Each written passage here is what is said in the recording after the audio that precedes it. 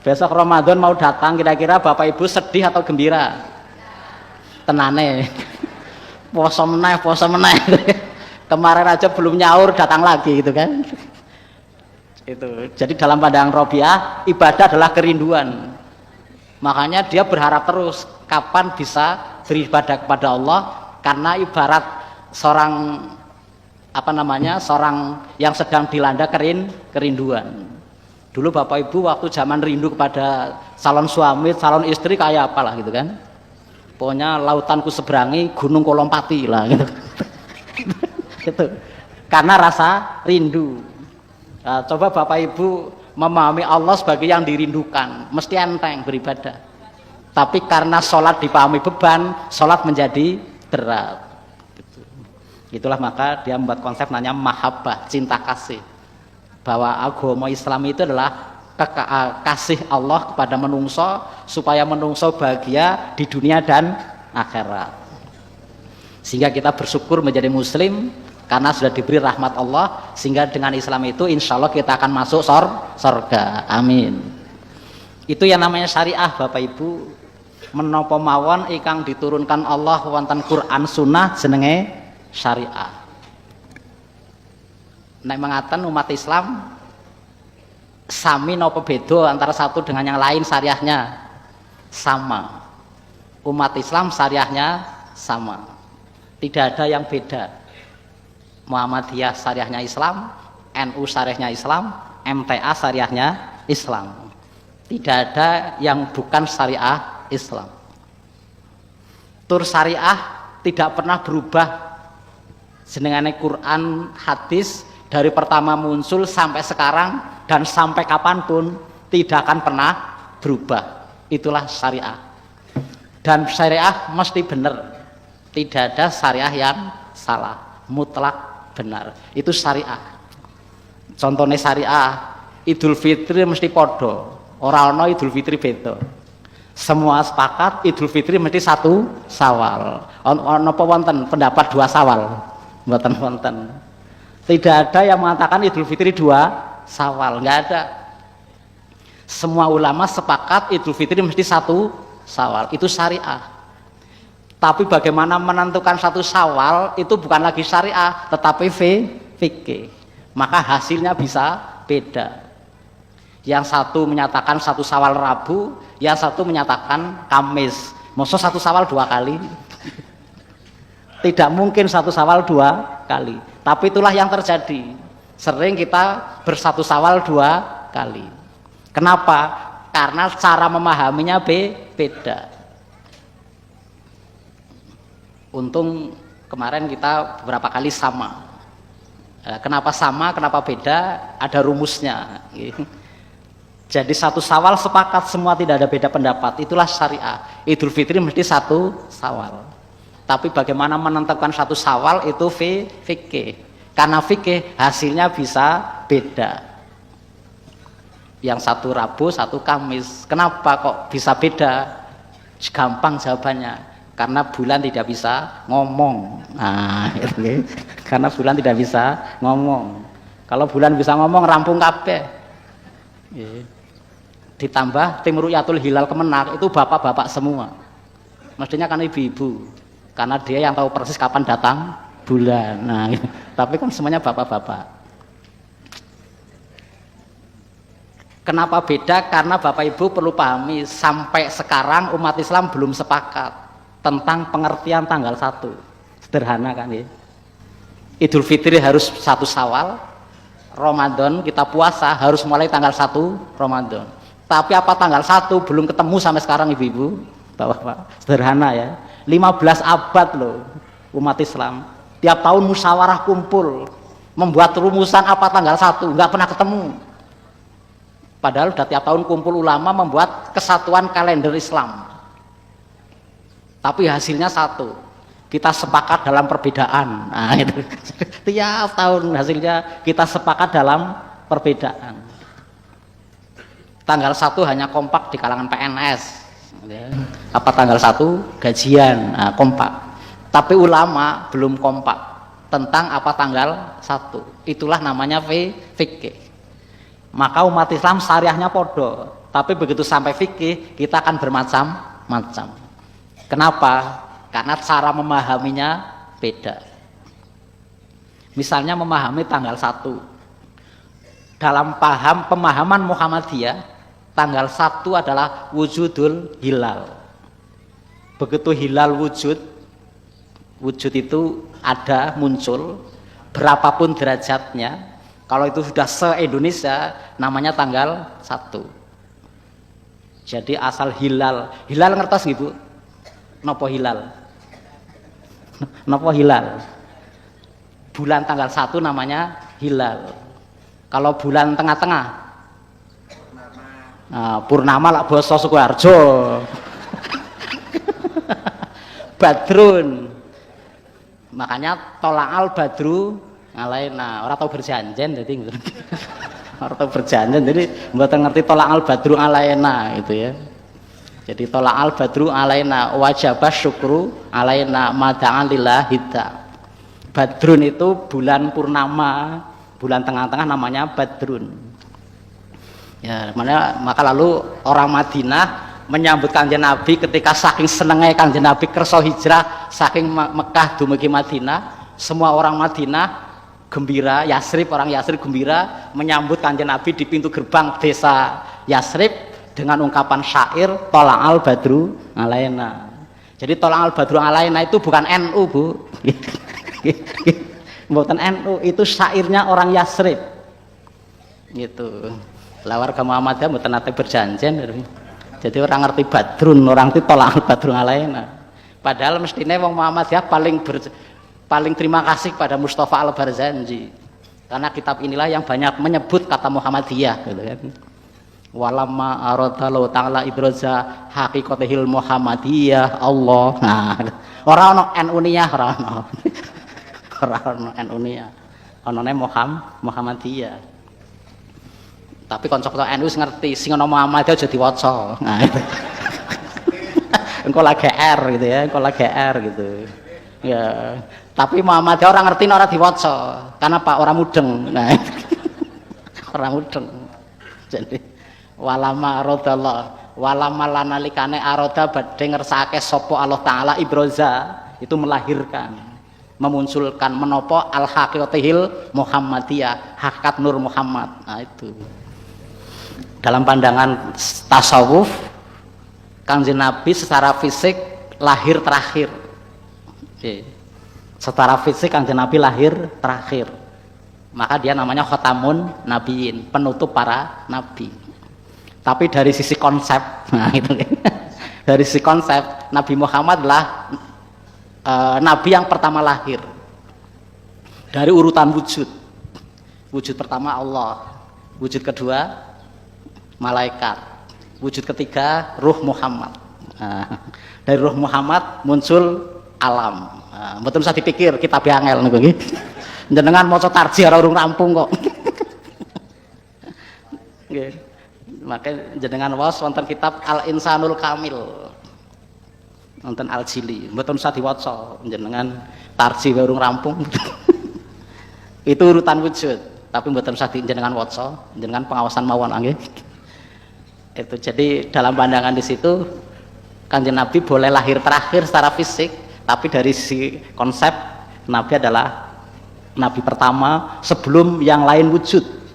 Makanya walamma aradallahu ta'ala ibroza haqiqatihil Muhammadiyah. Nah, itu di apa namanya syair Barzanji gitu. Kan kalau Bapak Ibu masuk Rabiul Awal kan ada 2 syair yang populer dibaca oleh umat Islam. Tercantum dalam kitab jenenge Majmu'atul Mawalid. Nah, itu kumpulan syair-syair kelahiran Kanjeng Nabi. 1 Maulidul Barzanji, yang 2 Maulidud Dibai. Sing senengane maca Maulidul Barzanji jenenge berjanjen, sing senengane maca Maulidud Dibai jenenge dibaan. Nah, teng Sukoharjo berjanjen apa dibaan? Ora enak. Itu karya sastra umat Islam. Nek Muhammadiyah gelem mboten purun maca ya ora apa-apa, tapi jangan umat yang lain jangan ganggu, karena itu ketinggalan karya sastra. Kaya di Jawa ada mocopat gitu. Itu karya sastra. Karena karya sastra biasa namanya sastra berlebihan. Coba ibu-ibu ketika dulu belum ada SMS, belum ada WA, buka kembali surat cinta bapak bu, mesti berlebihan. Surat cinta kok, kaulah segalanya, musyrik, ora kroso, nak musyrik, ora kroso gitu kan. Ya namanya sedang mabuk cinta, kaulah segalanya gitu kan. Saya tidak bisa hidup tanpa kamu, kan musyrik gitu ya. Terus Gusti Allah tang pundi. Tapi itulah bahasa cinta. Sama berjanji adalah bahasa cinta. Tiba adalah bahasa cinta. Bahasa cinta seorang Mustafa berjanji kepada Kanjeng Nabi Muhammad Shallallahu Alaihi Wasallam, maka dia gambarkan bahwa anta syamsun, anta badrun, anta nurun fauqa nurin. Engkaulah matahari, engkaulah bulan purnama. Saking senangnya kalian Kanjeng Nabi, itulah bahasa cinta. Biasa bahasa cinta berlebihan. Namanya bahasa cinta. Itulah syair berjanji, itulah syair tiba. Lah, tapi karena Muhammadiyah sudah biasa rujuk ila Quran wa sunnah, yang lain nggak boleh dibaca gitu kan. Akhirnya kemudian sama sekali babar belas gitu. Akhirnya janjinya kadang-kadang salah bareng. Muhammadiyah salah, NU salah. Karena apa? Yang satu kebablasan, yang satu babar belas. Nah, jadi salah bareng ya. Jadi yang satu kebablasan, yang satu babar belas itu. Yang satu kebablasan karena apa? Berlebihan. Rolas dino tanggal 1 ngantek tanggal rolas tiap malam berjanjian sampai jenengan berbeg ngene apa nggih berbeg. Quran hadis ora tau diwaca giliran berjanji pol-polan. Itu mungkin berlebihan, bahkan mensakralkan berjanji. Itu berlebihan. Tapi jenengan juga salahkan apa? Babar belas itu loh. Ini karya sastra, mosor atau diwaca gitu.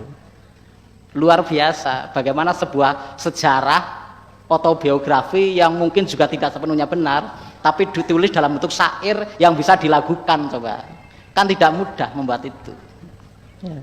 Bisa dilagukan padahal itu isinya cerita tentang Kanjeng Nabi. Itu mulai dari beliau lahir sampai wafat dibuat syair bisa dilagukan. Wong modern urung iso gawe urung iso gawe gitu. Ini karya sastra. Cuman karena sudah kadung kita senang dengan apa namanya tarok tufikum amroini, nah, gitu kan. Mata maksantum bima lam tadilu abada kitaballah wasunati kulu bitatin dolala gitu. Wa kulu dolalatin finnar. Nah cuman kadang-kadang tadi kemudian mengabaikan karya sastra, padahal kelebihan umat Islam dibanding umat lain itu pada karya sastra. Karena kita kalah jauh dengan umat lain di bidang karya material. Umat Islam tidak punya tinggalan karya material yang bisa dibanggakan semua orang. Bapak Ibu percaya mboten? Mesir kuno meninggalkan Sphinx, piramid. Semua orang di dunia berbondong-bondong datang ke piramid di Mesir. Cina meninggalkan Great Wall, tembok raksasa. Orang seluruh dunia datang ke tembok raksasa, tinggalan Cina kuno. Hindu meninggalkan Prambanan. Nah, itu. Ya, Hindu meninggalkan Prambanan. Buddha meninggalkan Borobudur. Apa tinggalan umat Islam? Nggak bisa jawab. Karya material apa milik umat Islam yang dikagumi semua orang? Yang kemudian orang datang berbondong-bondong ke sana. Apa Bapak Ibu? Ka'bah jenengan mergo panggilan syariah nopo kagum? Nek mboten wonten kewajiban haji jenengan tindak mriku napa mboten? Beda kali Borobudur, ora ana sing ngongkon liburan ramai-ramai datang ke Borobudur. Tapi kalau Ka'bah kalau nggak ada panggilan syariah mungkin Bapak Ibu tidak akan ke sana. Jadi umat Islam nggak punya karya material yang dikagumi semua orang, tuh nggak punya. Dalam hal budaya, seni budaya, karya umat Islam yang paling luar biasa sebenarnya ada pada karya sastra. Tapi sering kita tidak pernah menyentuh karya sastra umat Islam. Itu. Bapak Ibu yang saya hormati, itu karya sastra kalah budaya. Kembali ke fikih bahwa syariahnya sama ketika satu Syawal sebagai Idul Fitri, tapi beda ketika cara menentukan satu Syawal karena beda cara memahami tentang tanggal 1. Kalau menurut Muhammadiyah tanggal 1 adalah wujudul hilal, ketika bulan tanggal 1 muncul berapapun derajatnya namanya tanggal 1. Itu Muhammadiyah. Tapi NU lain lagi Bapak Ibu. Dalam pandangan NU yang namanya tanggal 1 adalah imkanur ru'yah, kemungkinan bulan dapat dilihat. Coba mana yang benar Bapak Ibu tanggal 1? Bulan muncul di atas ufuk atau bulan dapat dilihat? Mana yang benar tanggal 1? Bulan muncul di atas ufuk atau bulan dapat dilihat? Nah, gitu kan. Sama-sama tidak tahu karena bulan tidak bisa ngomong tadi ya. Itu sampai sekarang belum bisa ditemukan dua pendapat itu, apakah bulan dapat dilihat atau bulan muncul. Di mana kita beda? Karena tidak semua bulan muncul dapat dilihat, itu persoalannya. Tidak semua bulan muncul di atas ufuk bisa dilihat dengan mata kepala, itulah titik perbedaan. Makanya kadang-kadang sama, kadang-kadang beda. Kapan sama, kapan beda? Sama ketika bulan rendah sekalian atau tinggi sekalian, itu pasti kita sama. Jadi rendah sekalian atau tinggi sekalian itu sama. Tapi tanggung itu yang kita beda. Berapa tanggung? Di bawah 2 derajat. Misalnya 1,5 derajat atau 1 derajat. Munggue Muhammadiyah 1 derajat sudah tanggal 1. Tapi munggue NU tidak ada bulan tanggal 1 dapat dilihat dengan alat secanggih apapun. Coba, okay. Jadi bulan tanggal 1 dengan alat secanggih apapun tidak bisa dilihat. Karena belum bisa dilihat, maka belum tanggal 1. Maka di sini kita beda. Muhammadiyah hari ini, NU dan pemerintah besok. Keduanya ngaku 1 Syawal. Mosok tanggal 1 ping pindho. Mosok tanggal 1 ping pindho. Tidak mungkin. Kalau sampai terjadi perbedaan seperti ini hanya 2 kemungkinan. Benar salah satu atau salah kedua-duanya. Tidak mungkin benar kedua-duanya. Benar satu atau salah kedua-duanya. Tapi mana yang benar mana salah sama-sama tidak tahu. Itulah fikih. Tetapi Bapak Ibu, Allah tidak menuntut terlalu tinggi kepada menungso. Allah hanya menuntut amalkan apa yang Bapak Ibu mampu. Karena kita Muhammadiyah, kemudian majelis tarjih sebagai majelis yang punya hak untuk menentukan istihad keagamaan, maka itulah yang kita ikuti. Seandainya Muhammadiyah menentukan hari ini, sementara yang lain besok, itulah kemampuan ulama Muhammadiyah dalam menentukan 1 Syawal. Ketemu misalnya hari Rabu, ya sudah kita amalkan Idul Fitri besok, misalnya tanggal 1 jatuh pada hari Rabu. Itu kemampuan menungso. Menungso ulama di lingkungan Muhammadiyah. Sementara ulama yang lain kemampuannya beda lagi. Sehingga hasilnya bukan Rabu tetapi Kamis. Kedua-duanya adalah usaha menungso dalam memahami syariah tentang tanggal 1. Maka Bapak Ibu nggak usah bingung ketika seperti ini. Ikuti apa yang ulama tetapkan, karena itulah kemampuan ulama yang memang disadari manusia kemampuannya terbatas. Itulah maka Nabi menjamin ketika sudah sampai fikih, salah sekalipun tetap dapat pahala. Jadi seandainya Idul Fitri 2 kali, 1 Rabu, 1 Kamis, Muhammadiyah menentukan Rabu, Bapak Ibu ikut Muhammadiyah, sholat Id Rabu, ternyata yang benar Kamis, nggak usah khawatir, minimal sudah dapat pahala 1. Begitu juga sebaliknya yang sholat Id hari Rabu, yang sholat Id hari Kamis, ternyata yang benar hari Rabu, nggak usah khawatir, minimal dapat pahala 1. Karena Nabi menjamin, Bismillahirrahmanirrahim, idza ijtahadal hakimu fa asaba fawa ajroni fa'in apa fawa adrun wahid. Nalika ana ulama berijtihad, ijtihad ngertos nggih Bu artine nggih. Ijtihad itu bersungguh-sungguh berpikir untuk mengambil keputusan hukum, jenenge ijtihad. Ketika hasil ijtihad benar pahalanya 2, ketika salah pahalanya 1. Nah, itulah fikih. Jadi Bapak Ibu tidak usah bingung, ikuti apa yang telah ditetapkan oleh ulama sekalipun berbeda. Itulah untungnya ada Muhammadiyah, ada NU, ada yang lain-lain seperti itu. Biar Bapak Ibu jelas dalam beribadah. Saya Muhammadiyah jelas kapan mulai Ramadan, kapan mulai Idul, kapan kita beridul Fitri. Jelas. Sampai lah tapi Pak Tafsir saya NU ya bukan, Muhammadiyah ya bukan, MTA ya bukan. Jangan begitu, nanti menjadi Islam yang bukan-bukan gitu ya. Harus jelas gitu ya, harus jelas. Karena Quran hadis itu masih multitafsir. Biar tidak multitafsir kemudian dijelaskan oleh masing-masing kelompok. Maka menjadi jelas begitu masuk ke Muhammadiyah. Itu. Tetapi bisa beda karena apa? Kemampuan menungso dalam memahami Quran dan Sunnah. Itulah fikih. Maka umat Islam syariah podo, fikihnya berbeda-beda. Tetapi Bapak Ibu nggak usah khawatir, amalkan agama sebatas yang Bapak Ibu mampu memahami dalam fikihnya. Karena syariah itu masih multitafsir, dikonkretkan di dalam fikih. Lah fikihnya beragam, ya sudah kita ikuti dari keragaman itu. Maka Islam satu, umat Islam satu, tapi kelompoknya berkembang terus.